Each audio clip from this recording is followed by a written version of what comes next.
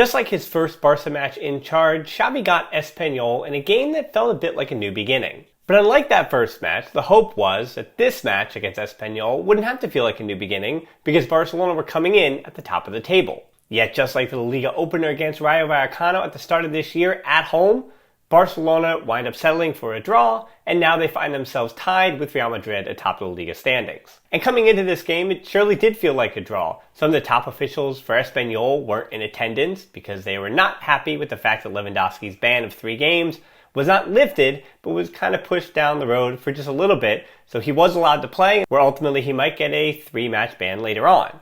With the 11 in this match, I was pretty right as far as the World Cup rotation and what Xavi would do, with the exception, of course, of the Polish striker being available. And it's too bad that he wasn't at his best today, because unfortunately I think that might be the only time that I'll bring up Lewandowski, because he was not the headline maker. He was not the man of this match. Instead, the pivotal figure coming away from this match, well, at least for part of it, we'll get into all of it, was a man in yellow. But again, we'll hit that in a second, because here are the 5 headlines from Barcelona's 1-1 draw with Espanyol. 1 is all about him. I sometimes have to check myself when it comes to the officials. I know culés are not happy with Mateu Lahoz. Obviously not happy with Mateu Lahoz after this one. But I always do try to judge to see what are the neutrals saying? What are those without bias saying about his performance or about how the ref was treating Barcelona in this match?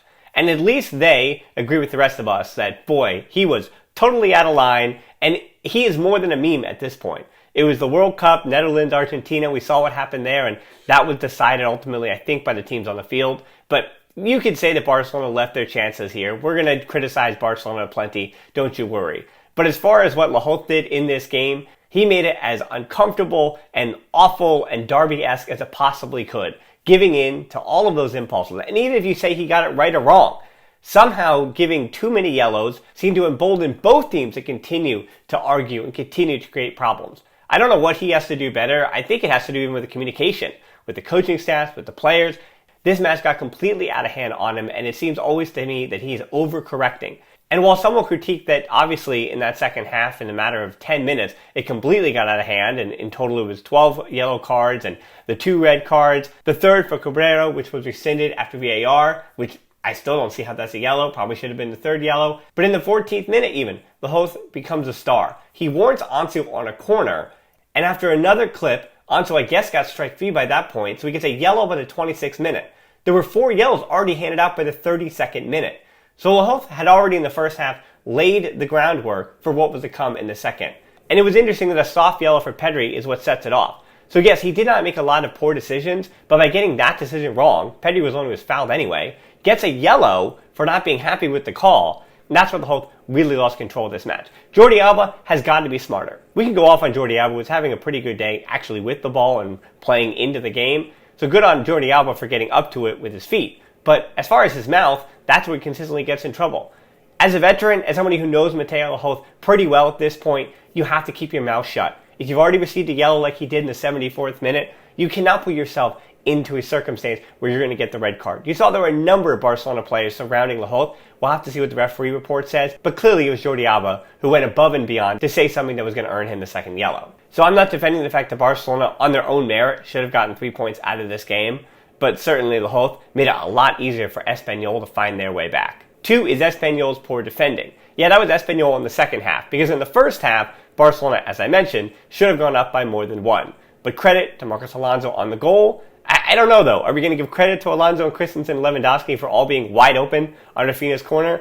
Or are we going to criticize Espanyol for leaving 3 of the larger, taller players on Barcelona completely unmarked? Lewandowski at the near post, Christensen at the far post, and Alonso right in the middle, really closer to that far post, where he was able to deliver the final header for the goal. The only downside is that less than 10 minutes later, he misses at the near post on a wide open Alba cross, where Barcelona should have been up 2-0. So of course it's interesting to me that he gets man of the match after he missed that chance that should have put him up 2-0, and he was the one that clipped Suelo on the goal for Espanyol. And yet, that is exactly how this match went, that Marcos Alonso winds up being man of the match, because when you go through the rest of the 11 on both sides, other than Fernandes and net for Espanyol, I'm not really sure who you give it to other than the goal scorer for Barcelona, especially because of the way that goal was scored. So he puts the ball in the back of the net on the header. That was good enough for man of the match. Again, an indictment of this entire game. Headline 3 is strike when the iron is hot. That's what Barcelona didn't do. And I was a bit frustrated because those who always question Xavi's leadership, always question why Xavi's in charge of Barcelona in these kind of games is quite frustrating to me. Because the argument of him not being able to understand the tactics or get up to it is completely false. That's why Barcelona dominated the first 30 minutes of this game. Because even though Lewandowski was a surprise start, Xavi still got it right.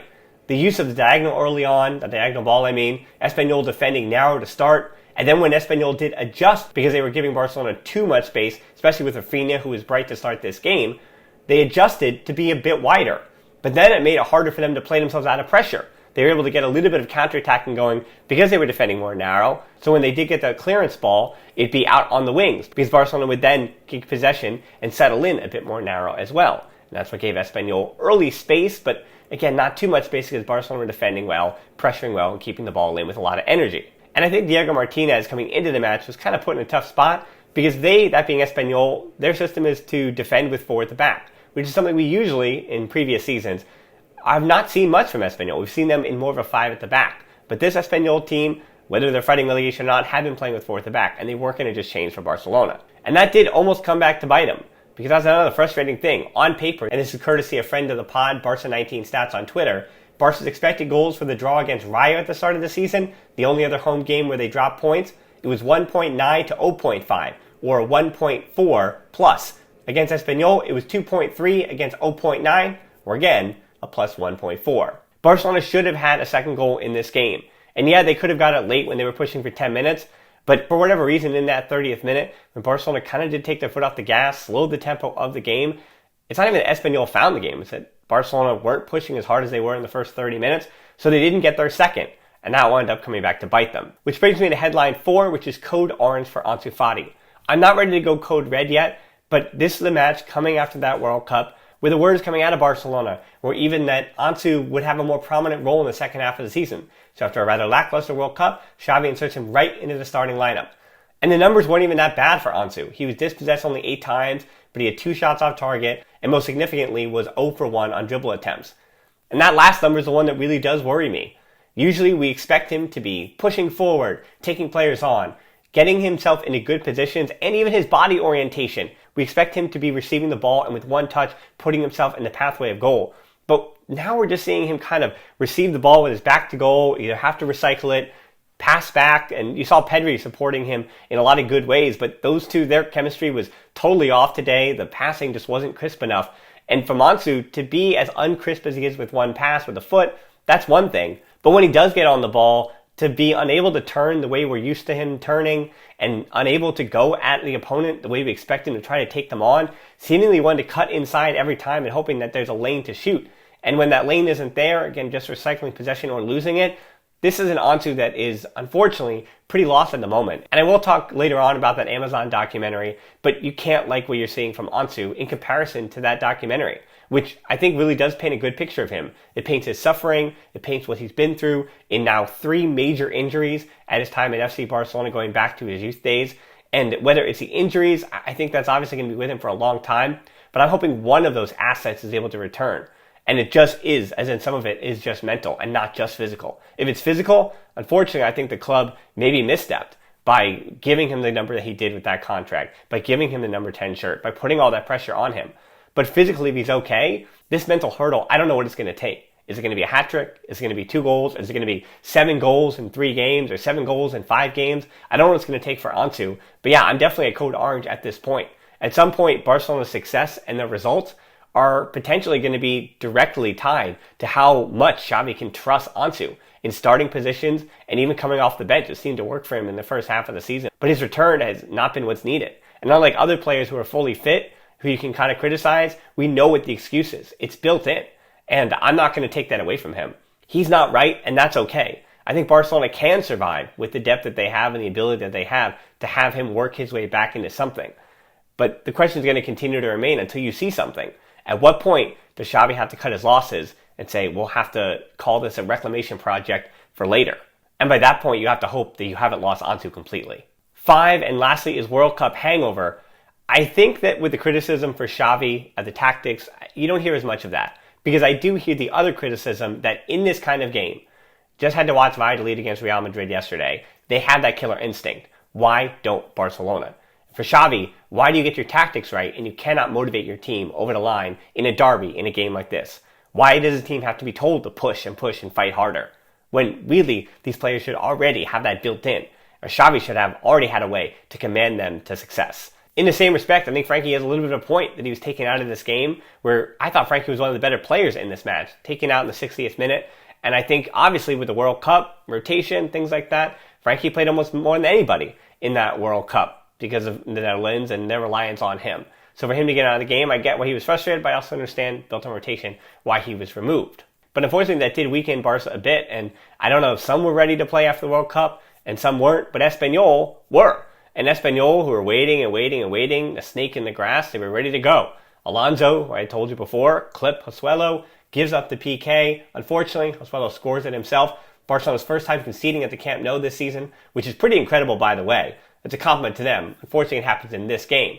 Then two great saves late by goalkeeper Alvaro Fernandez. We have to give credit to Espanyol's goalkeeper late. But then finally, I didn't talk about him yet, but the Dembele hangover, it's kind of why I bring this up as a fifth headline. Those three really bad late balls, the one that was a shot, the one that was a cross, then the one on the free kick, pretty awful from Dembele. Was not ready to come into this match, and this is one of those where maybe Xavi should have given him a full extra day off. But I think in training, if he was fit, then it's time for him to come in the game. But unfortunately, mentally, just didn't seem to have it today. I mean, even mentally, I think the ideas were right, except for the one where he should have passed to Koundé, but his execution was totally off. And I always want to stop everybody here. Dembele was awful in this game. Really awful with his substitute appearance. But I don't want to start with this whole, you can't trust him, doesn't have a footballing brain, all that nonsense, right? I think there's a big difference always between criticizing Dembele in the moment in the match and criticizing who he is as a player. And I always just want to stop people there. He is capable, and we've seen it this season, of absolute magic. He's really important to what Barcelona do. And once again, if Dembele, and this is usually the case, if he delivers one or two good balls, if he's on his day, then Barcelona come away with 3 points. And that is usually the case. That's how important Dembele is. But he didn't bring his best today, so Barcelona wind up settling with the draw, because as they're pushing for the last 10 minutes, they're putting a lot of responsibility on Dembele solving Espanyol and delivering a better ball than he did, which was absolute garbage. So that's what you get from Dembele today. But it doesn't mean you're going to get that every time from Dembele. We know that. I just want to make sure we're staying grounded in our criticism of him. Lastly, unrelated to Barcelona, the football world said goodbye to Pele at the age of 82 this week. Obviously, you know all about the 3-time World Cup winner. But for many of us who didn't get to watch him, we can only understand his legacy from afar and after time has gone by. And I can tell you here in New York, with the Cosmos and then the 1994 World Cup, they're the only two reasons that this sport really exists here. So his time with the New York Cosmos being just a significant watershed moment for this sport in this country. I did have the pleasure of seeing him get an honorary degree in 2014 at a World Cup conference, and